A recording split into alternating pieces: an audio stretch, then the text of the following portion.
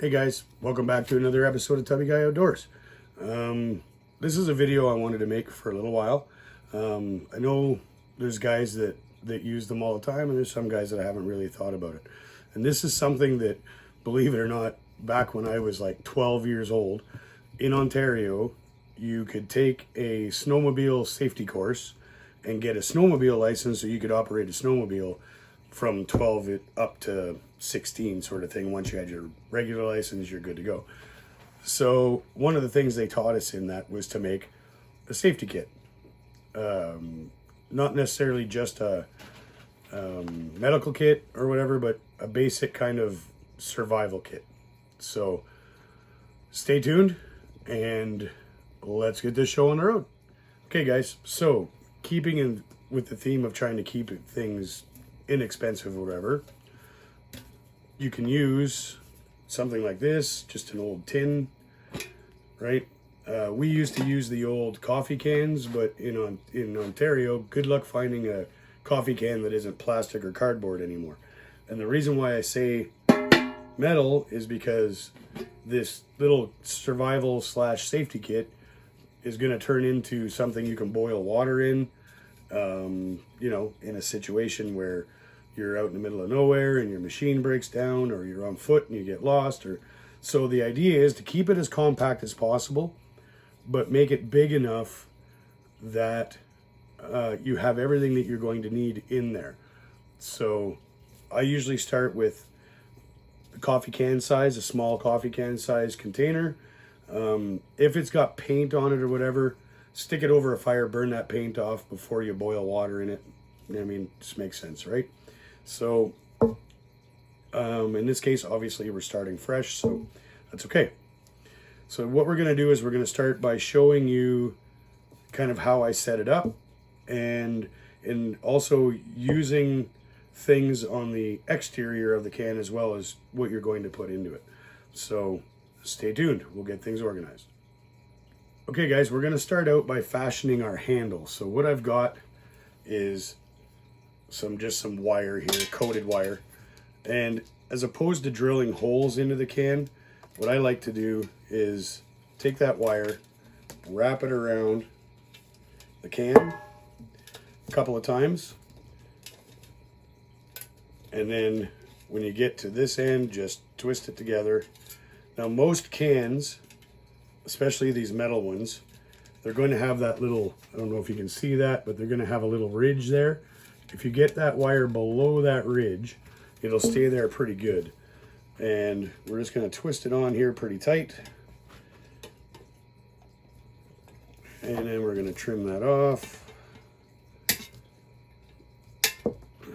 Now, the nice thing about it is, if you are in a situation where you're going to have to spend the night in the bush or two, you've got a bit of spare wire if you need it. And then that's going to start our handle. So the other part of our handle is going to be snare wire. Now, where I live now, you're not allowed to set snares on a regular basis sort of thing. Here in Southern Ontario, you're not allowed to do it. Too many, people's pets and whatnot and whatever. So anyway, but in a survival situation, I'm going to use what I need to use. So what I do is start by uncoiling this snare wire, and you're going to take one end, feed it around behind that wire. Oh my goodness.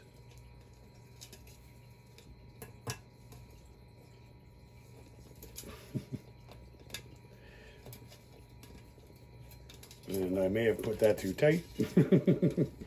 There we go. And then we're just going to give it a couple twists. We're going to take a good length of it so that if we need to sacrifice the handle to make snares, we can make multiple snares, right? So we're just going to feed it down through this side.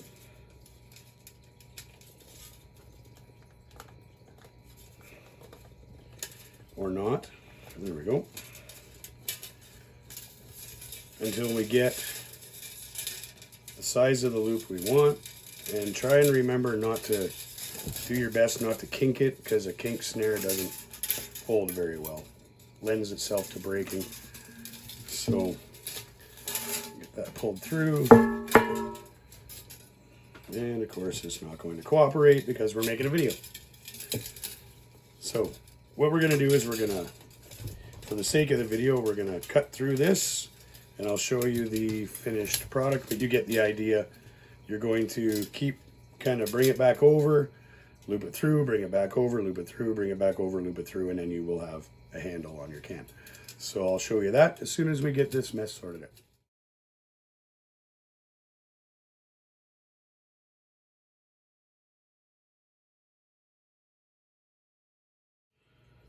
Okay guys, so again, just over, wrap it around the wire, to finish it off, what I like to do is take this end and just kind of wrap it around like so, and it just kind of holds it together, and you can adjust that and play with it however you want. Okay, so there's our handle for our kit. So now this is where it gets, everybody has their own idea of what should be in these kits. I'll tell you a couple of things that I try to avoid, and that's stuff like batteries, Bic lighters. Batteries tend to, over time, obviously they get weak, especially if you're in a cold environment. Then they're just no good anyway. Then they split open, the battery acid gets everywhere, and what's the point? Because the intent of these things are an emergency kit. You're not going to take this out. I mean, you could turn it into an everyday use thing, but I mean, this is, for this purpose, what we're doing is making an emergency kit that will have most of the stuff that you can utilize if you've got to spend overnight or 2 or 3 nights in the bush, you get lost, break down, whatever. So I try to keep it I try to keep it simple in that, and keeping that in mind, that's what I'm going to put in this thing. So start off with this paracord. This stuff is invaluable for making shelters, or anything you got to do. Splints, tying off splints if you're injured, and some type of rope. If not, paracord is a kind of a must for me. I'm going to put that in there. So that goes right in the bottom. Another thing that I recommend putting in is some kind of a multi-tool. Most people, especially guys that are in the bush, trappers, hunters, fishermen, you've got 6 or 7 of these things laying around the house. So put one of those in there. They've always got a pair of pliers. There's always a knife in them. Usually there's a couple little tools in there. So invaluable. That's going to go in my kit. Obviously, it's also going to be a first aid kit type thing. So gauze, band-aids, gauze pads, that's going to go in there. And I thought I had put a Ziploc bag out here, but that's okay. We'll steal this one. And we're going to put that stuff in a bag. Now, one thing I'm going to say too is, if you have a vacuum sealer at home, I like to vacuum seal this stuff. But the noise and everything, I do have one, but it just makes a heck of a racket and would just lend itself to making a crappy video. So for our purpose, we're going to stick it in a Ziploc bag. And we're going to put that down in the bottom. We are going to take one of these rain ponchos and one of these like aluminum safety blankets, whatever you want to call them. They're really good for ground sheets, and they work well. So stick one of those in there. And then as far as something to sustain yourself if you do end up being in the bush, something simple like these cup of soups. And again, I know you don't really need to do it because they do come in that bag with the foil in them or whatever they are, but I like to put them into the old sealer and draw the air out. That's going to go in there, as well as a little bit of sugar, salt, and a couple of tea bags. These individually wrapped tea bags work great because they're already contained. And then those little sugar packets and salt packets that you get when you go to McDonald's or wherever you go out, hang on to those. They come in handy for stuff like this. So we're going to put that in as well. When you look at those energy drinks, their main component is salt. So if you're in the bush and lost, dehydrated, and you've got a way to boil water, putting a little bit of salt in there will help you rehydrate.